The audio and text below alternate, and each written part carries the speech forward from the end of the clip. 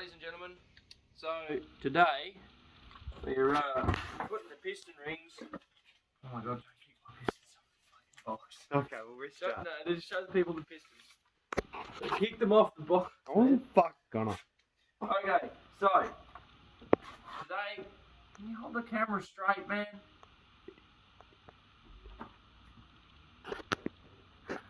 Two hands. Alright, so today we're going to put the oil scraper rings on the pistons for the Commodore, because obviously we've just got the crank in. I've got a set of nice Hastings, these are Hastings piston rings, 20 thou over. You see the pistons, obviously the pistons are 20 thou over, the things get bought out. Now, usually they'll give you a piece of paper, you don't need that. You actually do need that, that's why it come back around when I threw it. But it'll often tell you what to do, but I mean, if this could probably be practice for if you don't have any of that information at hand. Now, with our piston, with our oil scraper, or so they call them oil control rings, which would be these ones, and you've got the scraper, which is this one. Where the two ends meet, there's like a ridge in the middle.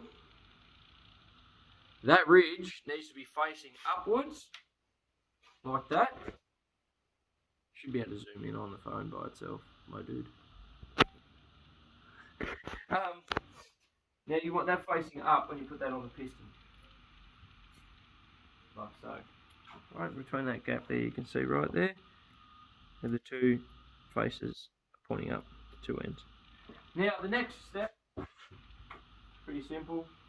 These oil control rings are pretty flexible. What have you done? Phone's about to die. Okay, so these rings are pretty flexible. They go in here pretty quick. You gotta put them like this.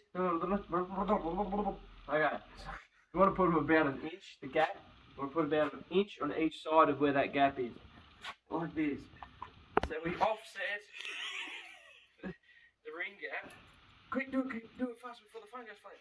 Oh, fuck that up. We put the ring on the wrong way. Oh, it goes on the bottom now. Oh, fuck.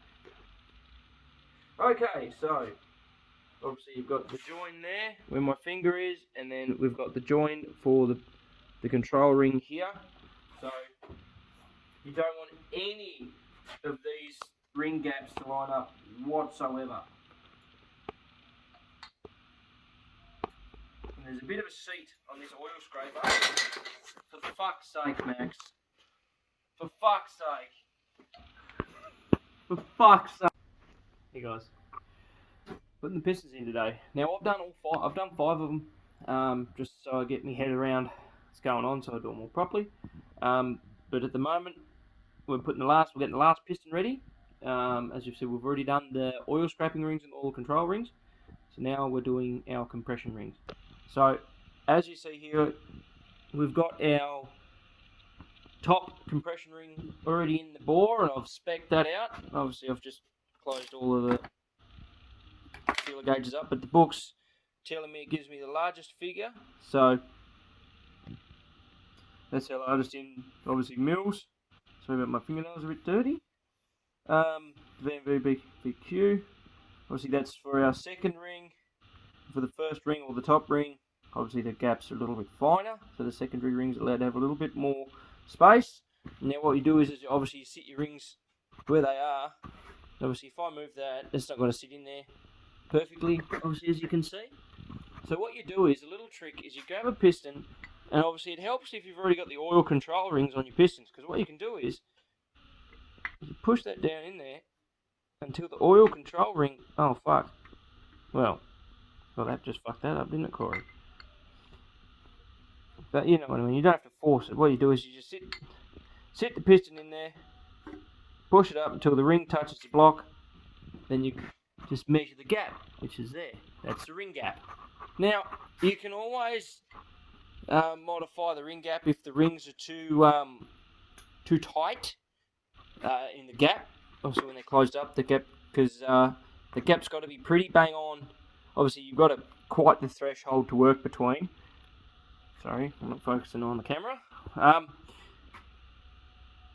If your ring gap's a little too wide, you can have blow-by and excessive engine case pressure, but that's pretty extreme if your rings are literally completely, like, not good.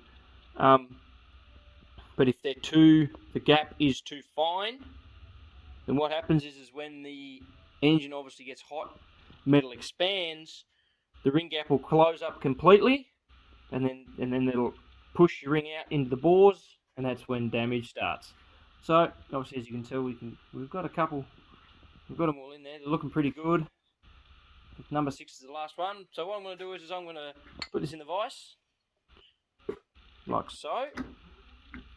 I've got a little jigger, they sit in there really well.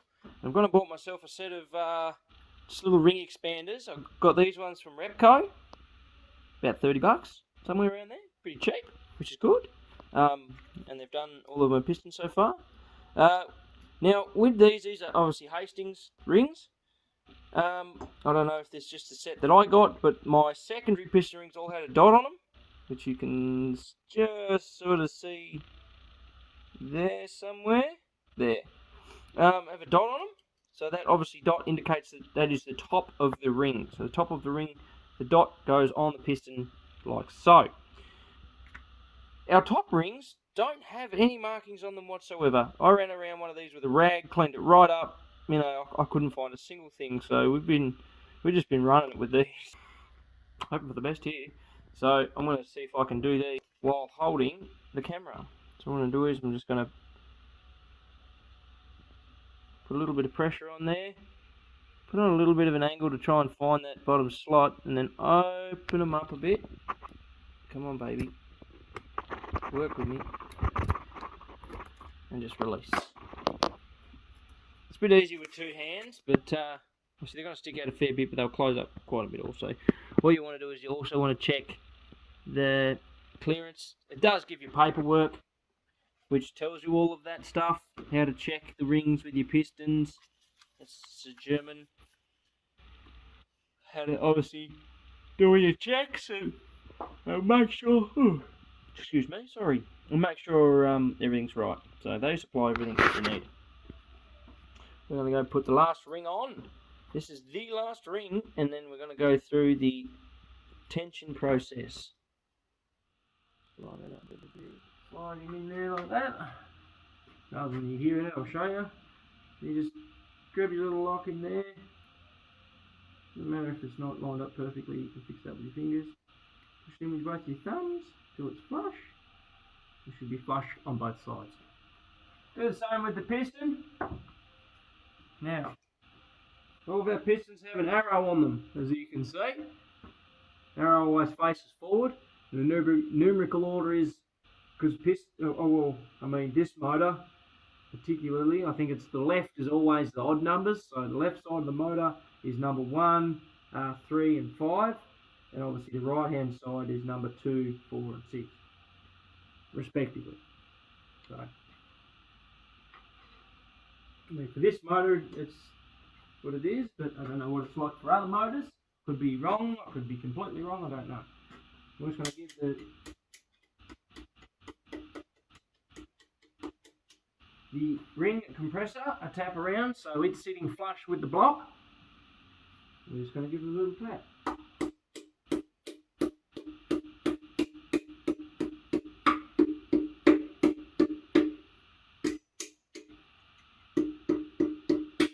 I did not force that. You don't ever want to force it. It's like most things, if you force it, it's probably shit. So now what we're going to do is we're going to flip this around, because it's got to line the,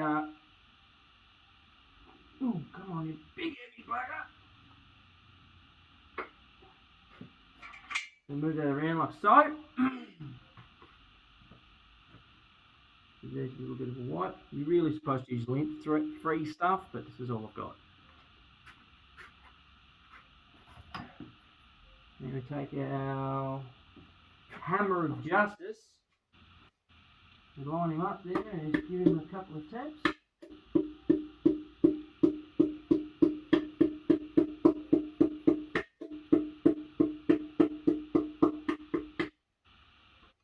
With any luck, you can grab onto it with your fingers, or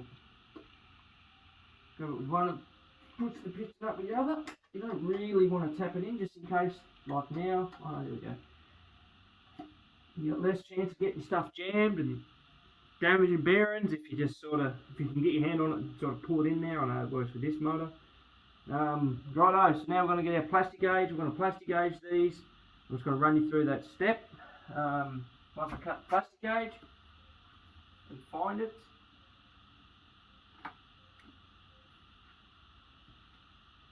So, put the plastic gauge down there. One on each side. Obviously you've got to do every single bearing.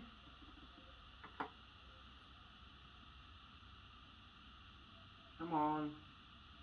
Trying to get this stuff to stick to your finger. This is where fingernails come in handy, as you can see.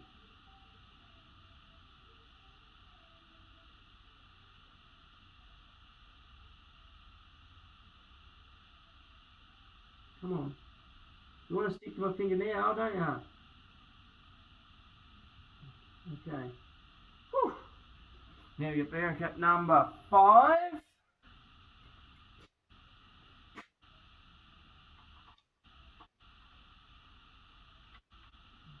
going to be a little bit of a tight bugger, so what we're going to do is we're just going to grab an extension and the right side socket, and obviously our ratchet.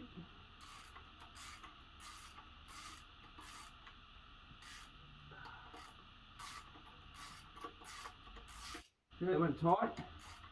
Now it's loose again, kind of thing. Weird, some of them are good, some of them aren't good. It's, yeah, well, one of those things. One of those things. You can do it up like this, using an extension and a socket. It's usually a lot easier. Get a bit more purchase to do it up with your fingers. Just going to take that up till it nips up. This is why I got my hand on the head of the ratchet, not the handle. I have less torque. So now we've done that one, we'll do the next side. This is number 6. Making sure to line these little numbers up that have been stamped. I don't know if you can see that there. So that's been stamped. Making sure to line them up like so. Now I don't reckon you can see those numbers, but I'll show you once I've done. You get a bit of a rough idea. Just a jiginator. Plus 50 degrees. So what we're going to do is we're just going to go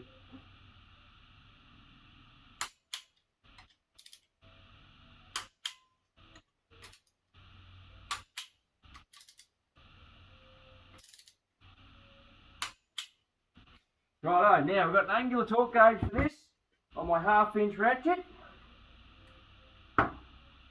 and quite frankly it's an absolutely flimsy piece of rubbish.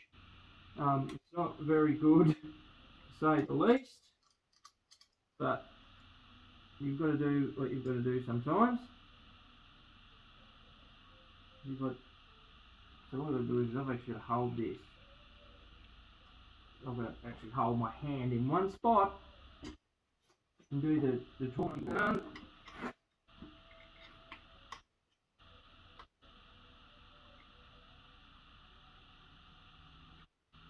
So,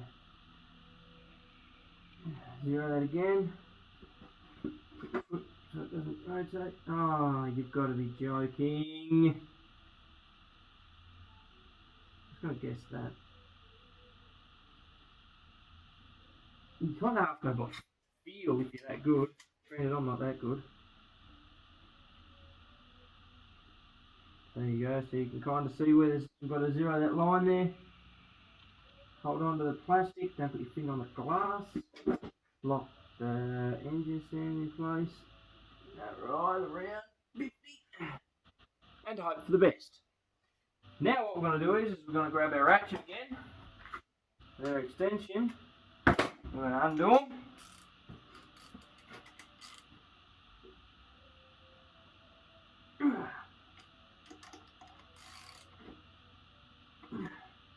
You can probably see my bald head. Now we're going to check our clearance, clean the plastic gauge off.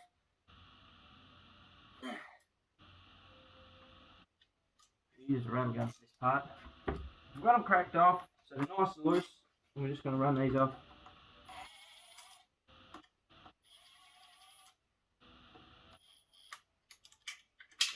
This rattle gun's seen better days.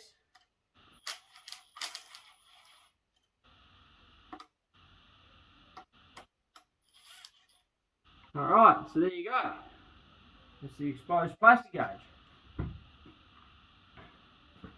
show you how to measure that in a second. Pretty handy because they give you a little guide to go with. And obviously when you buy your plastic gauge, what you want to do is it gives you the measurements. I don't know if you can see that, but it gives you the measurements there. Obviously that's thousandths of an inch. If you go on the other side, we've got our millimeters. Yeah, so what we're going to do is we're going to place this down on here, and obviously at its widest point, it's 0.03 of a millimeter. If we come down over here to our book, here we go. Connecting rod journals, connecting rod side clearance, main bearing journal, bearing oil clearance. 0.023 to 0.053 of a mil clearance. I'm pretty sure on a side clearance.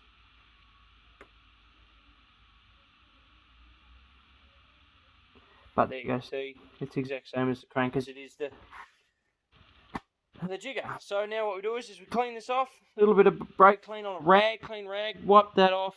Don't use brake clean on the bearings, don't ask me how I know, just don't. I'm going to clean them off with my fingy.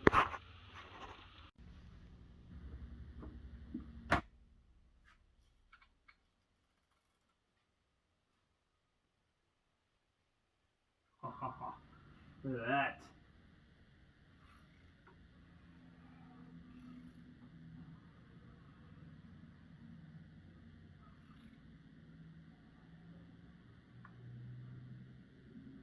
That's groovy, baby.